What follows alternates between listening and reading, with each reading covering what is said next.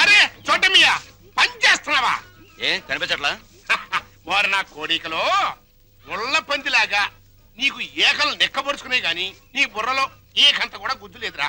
తెచ్చి సందాసి మనం ఓ కష్టపడి పని చేయకూడదు, పని చేస్తున్నట్టు యాక్టింగ్ చెయ్యాలి. మన ఇద్దరికి జైల్లోకి రాగానే చెరో చీపిని ఇచ్చారా?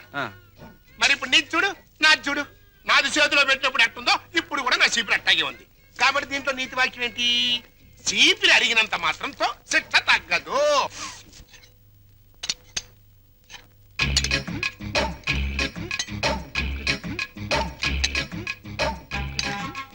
ఏంటా ఎలా వచ్చారు? తమరు ఫుడ్ తింటున్నారా? కాదు, గడ్డి తింటున్నా. ఎంత నీకేం కావాలి? మాకు అర్జెంట్ గా డాక్టర్ కావాలండి. ఏ నీకేం రాగం? ఏం లేదండి. నువ్వు నోరు మూసుకురా, నేను చెప్తున్నా కదా. ఏం లేదండి, వీడి గురించేనండి. పాప వీడికి 2 రోజుల నుంచి ఇది ప్రాబ్లం అనుకుంటానండి. చేత్తో పొట్ట మీద తెగ కొట్టుకుంటున్నాడండి. అంటే కొట్టుకోక అదేంటండి అది? అదిగో ఆ టైప్ లో బయటకు వచ్చిందండి.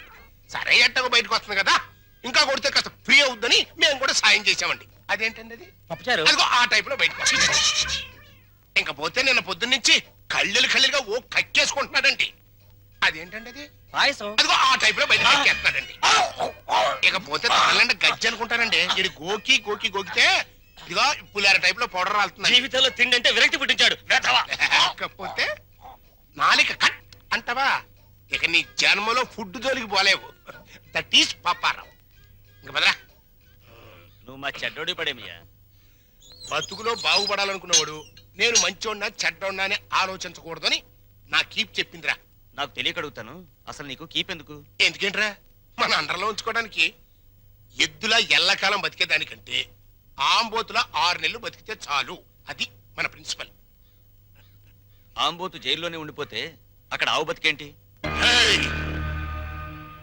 నా కీపు క్యారెక్టర్ గురించి కామెంట్ చేశానంటే నీ ఏకలు పీకేస్తా.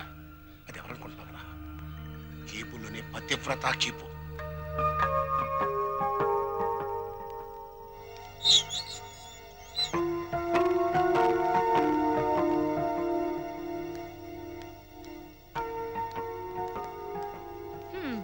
నా కూతురు కుర్రాన్నేసుకుని నీ బస్సు ఎక్కుద్దయ్యా. రేట్ ఎంత అవుద్ది? హెడ్కి 5 రూపాయలు.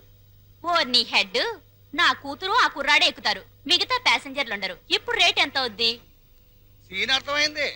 వాళ్ళు బస్ ప్యాసింజర్లు కాదు, లాడ్జ్ ప్యాసింజర్లు అన్నమాట. రైడింగ్లు కూడా ఉండవు. 3000 అవుద్ది. సరే నీ రేటు నాకు అనవసరం. నా రేటు 5000. ఓకేనా? నమస్తే.